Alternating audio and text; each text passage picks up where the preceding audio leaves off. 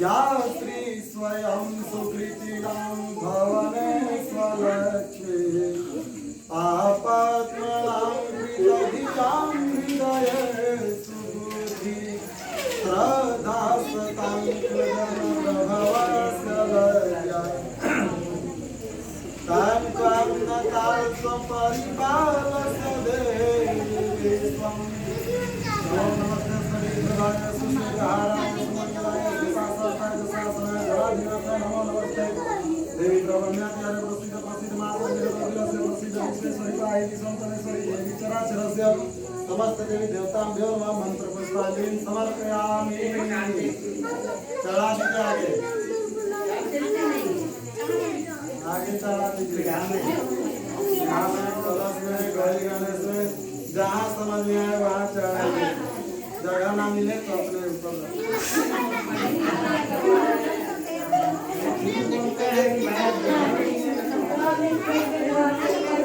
एक बोला छत लीजिए और कथा सुनिए, है ना। आप लोग उपवास है, कोई उपवास कथा को सुना सुनो लेकर तो ले सकते हैं।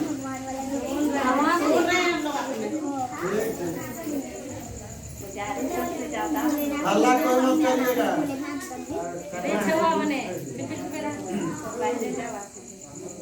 सुत जी कहते हैं मंदार की माला से जिन पार्वती जी का केश पाल अलंकृत है और जो मुंडों की माला से जिन शिव जी की जटा अलंकृत है, जो पार्वती जी दिव्य वस्त्र धारण की है और जो शिव जी दिगंबर नंगे हैं, ऐसी श्री पार्वती जी तथा शिव जी को मैं प्रणाम करता हूँ। रमनमी कैलाश पर्वत के शिखर पर बैठी हुई श्री पार्वती जी कहती है, हे महेश्वर, हमें कोई गुप्त व्रत या पूजा बताइए जो सब धर्मों में सरल हो, जिसमें परिश्रम भी कम करना पड़े लेकिन फल अधिक मिले। हे नाथ, यदि आप मुझ पर प्रसन्न है तो कृपया इस विधि का विधान बताइए। हे प्रभु, किस तप व्रत या दान से आदि मध्य और अंत रही आप जैसे महाप्रभु को प्राप्त हुए हैं। शिव जी बोले, हे देवी सुनो, मैं तुमको एक व्रत जो मेरा सर्वस्व छिपाने योग्य है लेकिन तुम्हारे प्रेम में वशीभूत होकर मैं तुम्हें बतलाता हूँ। जैसे नक्षत्रों में चंद्रमा, ग्रहों में सूर्य, वर्णों में ब्राह्मण, देवताओं में भगवान विष्णु, नदियों में गंगा, पुराणों में महाभारत, वेदों में सामवेद और इंद्रियों में मन श्रेष्ठ है। सब पुराण और वेदों का सर्वस्व जिस तरह कहा गया है, मैं तुम्हें एक चित्त व्रत बतलाता हूँ। एकाग्र मन से सुनो। जिस व्रत के प्रभाव से तुमने मेरा आदर प्राप्त किया है वह मैं तुमको बतलाऊंगा, क्योंकि तुम मेरी प्रेमी हो। भाद्रपद मास में हस्त नक्षत्र से युक्त शुक्ल पक्ष की तृतीया तिथि को उसका अनुष्ठान मात्र करने से स्त्रियां सब पापों से मुक्त हो जाती है। हे देवी, तुमने आज से बहुत दिनों पहले हिमालय पर्वत पर इस व्रत को किया था, यह वृतांत मैं तुमसे कहूँगा। पार्वती जी ने पूछा, हे नाथ, मैंने क्यों यह व्रत किया था? सब कथा आपके मुख से मैं सुनना चाहती हूँ, आप हमें कहिए। शिव जी ने कहा, भारतवर्ष के उत्तर की ओर एक बड़ा रमनमी और पर्वतों में श्रेष्ठ हिमवान नामक पर्वत है। उसके आसपास तरह तरह के बीच भूमियां पड़ी हुई है। नाना प्रकार के पशु पक्षी, अनेक प्रकार के पशु उस पर निवास करते हैं। वहां पहुंचकर गंधर्व नाचते हैं और सिद्ध चारण करते हैं। पक्षीगण सर्वदा प्रसन्न से विचरते हैं। वहां पहुंचकर गंधर्व नाचते हैं, अप्सरा नाचती है। इस पर्वत राज के कितने ही शिखर ऐसे है कि जिसमें स्फटिक, रत्न और वैदूर्ण मणि आदि की खाने भी भरी है। यह पर्वत ऊंचा तो इतना अधिक है कि मित्र के घर समझकर आकाश का स्पर्श किए रहता है, जिसके समस्त शिखर सदैव हिम बर्फ से आच्छादित रहते हैं और गंगा जल की ध्वनि सदा सुनाई देती रहती है। हे पार्वती, तुमने बाल्यकाल में उसी पर्वत पर तपस्या की थी। 12 वर्ष तक तुम उल्टी टांग पर केवल धुआं पीकर रही और 64 वर्ष तक सूखे पत्ते खाकर रही। माघ मास में तुम जल में बैठी रहती और बैसाख की दोपहरिया में पंचांगनी तापती थी। श्रावण के महीने में जल बरसता तो तुम भूखी प्यासी रहकर मैदान में बैठी रहती थी। तुम्हारे पिता इस तरह के कष्ट सहन को देखकर बड़े दुखित हो रहे थे। वे चिंता में पड़ गए थे कि मैं अपनी कन्या किसको दूं, कौन हमारा कन्या से विवाह करेगा। उसी समय नारद जी वहां आ पहुंचे और मुनि श्रेष्ठ नारद जी उस समय तुम्हें देखने के लिए गए थे। नारद जी को देखने गिरी अर्घ आसन आदि को उनकी पूजा की और कहा, हे स्वामी, आप किस लिए आए हैं? आपका हो भाग्य, आपका आगमन मेरे लिए अच्छा है। नारद जी ने कहा, हे पर्वतराज सुनो, मैं भगवान का भेजा हुआ दूत हूँ, आपके पास आया हूँ। आपको चाहिए कि यह कन्या किसी योग्य वर को दे। भगवान विष्णु के समान योग्य वर ब्रह्मा, इंद्र, शिव इसमें कोई नहीं है। इसलिए मैं यही कहूँगा कि आप अपना पुत्री पार्वती का विवाह भगवान विष्णु से करवा दें। हिमवान ने कहा, भगवान विष्णु स्वयं मेरी कन्या से विवाह कर रहे हैं, आप यह संदेश लेकर आए हैं तो ठीक है, मैं अपनी कन्या उन्हीं को दूंगा।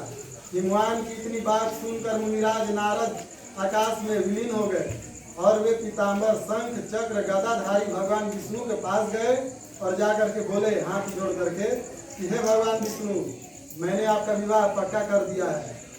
उधर हिमवान राजा पार्वती जी के पास गए और जाकर के बोले कि हे पुत्री, मैंने तुम्हें भगवान विष्णु को दे डाली। तब पार्वती मैया पिता का बात सुनकर बिना उत्तर दिए ही अपनी सखी के घर चली गई। वहीं जमीन पर पड़कर रोने लगी, बहुत दुखित हो गई, विलाप करने लगी। उनको रुदन करते देख उनका एक सखी उनके पास आई और बोली, तुम इतना दुखित क्यों हो सखी?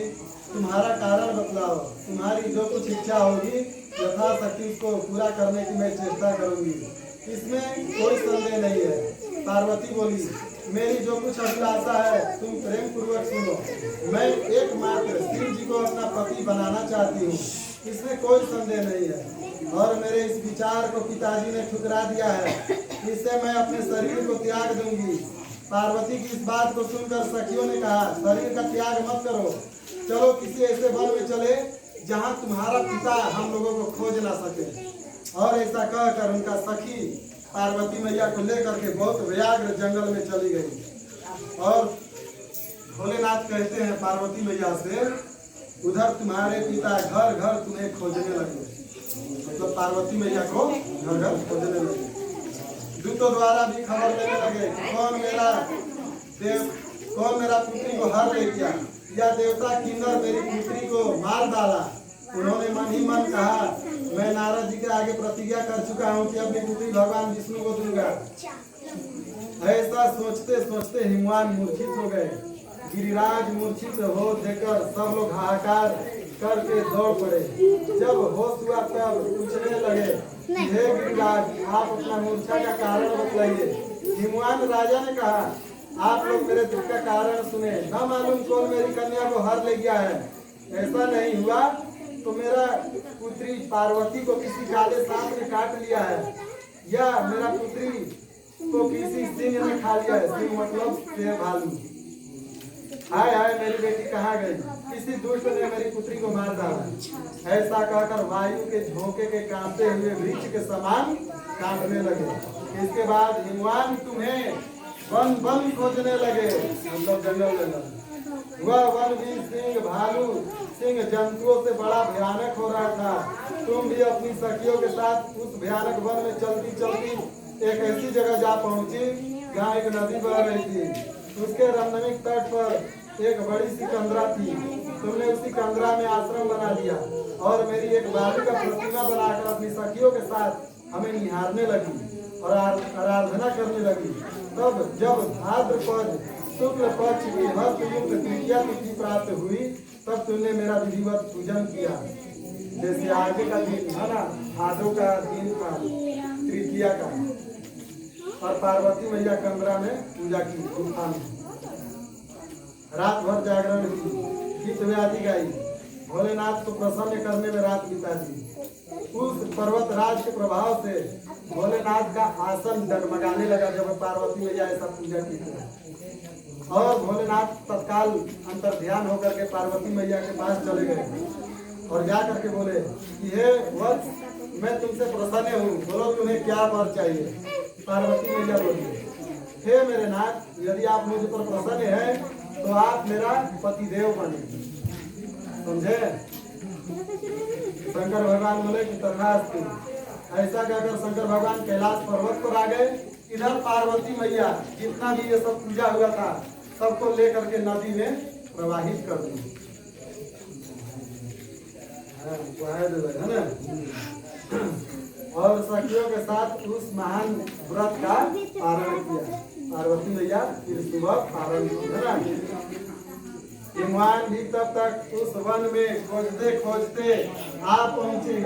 चारों दिशाओं में तुम्हारी खोज करते करते वो व्याकुल हो चुके थे, इसलिए तुम्हारे आश्रम के समीप पहुंचते ही गिर पड़े। देर बाद उन्होंने नदी के तट पर कन्याओं को देखा। देखते ही उन्होंने अपने पुत्री पार्वती को गले से लगा लिया और विलक विलक कर राजा हिमवान उनके पिता रोने लगे। तुम सिंह व्याघ्र आदि जंतुओं से भरे इस वन में क्या कर रही हो पुत्री, ऐसा सवाल किया। पार्वती मैया ने उत्तर दिया, हे पिताजी, मैंने बचपन से ही अपने आप को भोलेनाथ को सौंप दी हूँ, मतलब शंकर भगवान को अपना पति मान चुकी हूँ। और आप हमारा विवाह विष्णु जी से सेट करवा दिए, इसीलिए घर छोड़ के हम घनघोर जंगल में आ गए। यदि आप हमारा शंकर जी से विवाह करवाइएगा तो घर जाएंगे, अन्यथा नहीं जाएंगे। हैं जजमान लोग, घसका घसकी वाला नियम सूर्य से चलते आ रहे हैं। लव मैरिज इसी को ना कहते हैं का। पार्वती मैया जटा भारी को चाहते थे, सोचिए।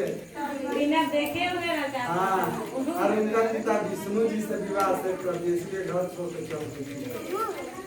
तो पार्वती मैया कहती है, आप विधि विधान तो बतला दिए, अब इस पूजा का त्रुटि बतलाइए। इस पूजा में त्रुटि होने से क्या होता है। भोलेनाथ कहते हैं, आज के दिन मतलब भादो तृतीया शुक्ल पक्ष में आज के दिन जो औरत सोती है उसको अजगर में जन्म होता है, इसलिए आज का रात में सोना नहीं चाहिए। आज का दिन स्त्री को अन्न भक्षण नहीं करना चाहिए, मतलब अन्न नहीं खाना चाहिए, खाना पीना कुछ नहीं खाना चाहिए, उपवास रहना चाहिए। आज के दिन अन्न खाने से सुखरी में जन्म होता है, सुखरी मतलब सुअर, है ना। फल खाने से बंदर में जन्म होता है, दूध मक्खन दही खाने से बिल्ली में जन्म होता है, मिठाई खाने से मक्खी में जन्म होता है, चींटी में, पानी पीने से जोक में, है ना। और जो स्त्री अपना पति को धोखा देती है उसका अगला जन्म मुर्गी में होता है, आज इधर कल उधर, और लास्ट में कसाई घर में स्वाहा।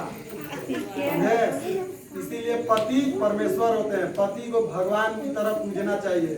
पति चाहे जैसा हो, पति को खुश करने के लिए कुछ भी करना चाहिए। पति तो परमेश्वर है, ये भोलेनाथ नहीं देख रहे हैं, तो भोलेनाथ है। अब पति भोलेनाथ है तो थोड़ा बहुत तो सब हाँ देख रहे हैं। यहाँ भोलेनाथ सोचिए, शंकर भगवान वास्तव में जान रहे कैसा है, पूरा लंगा, कुछ नहीं पहने हैं, समझे, कुछ नहीं पहने हैं भोलेनाथ। और उनका बाल एकदम जटा एकदम बड़ा बड़ा है, दाढ़ी बड़ा बड़ा है, मूछ बड़ा है ना। वो हमेशा भांग भस्म जो होता है ना छाई जैसा, उसको पूरा शरीर में घास के रखते हैं, चंदन उंदन लगा के रहते हैं और एनी टाइम वो नशा में रहते हैं।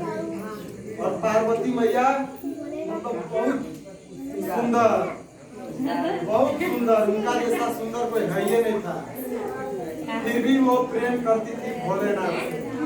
सोचिए, तो आप लोग तो एकदम वैसा नहीं है, आप लोग का पति है ना, आप लोग का पति तो कपड़ा भी पहनते हैं, आप लोग को मानते भी हैं, तो उसका गुण कितना बड़ा है। और देखिए कितना बड़ा गुण है। तो वही भोलेनाथ कहते हैं, इसमें कुछ संदेह नहीं करना चाहिए। बोलिए शंकर भगवान की जय। चढ़ाइए। अच्छा पंडित जी, आपका तारीफ कर दिए महाराज, धन्यवाद। जो गीता है ऊपर आरती के लिए बोले सजाइए। कोई नहीं मारता है,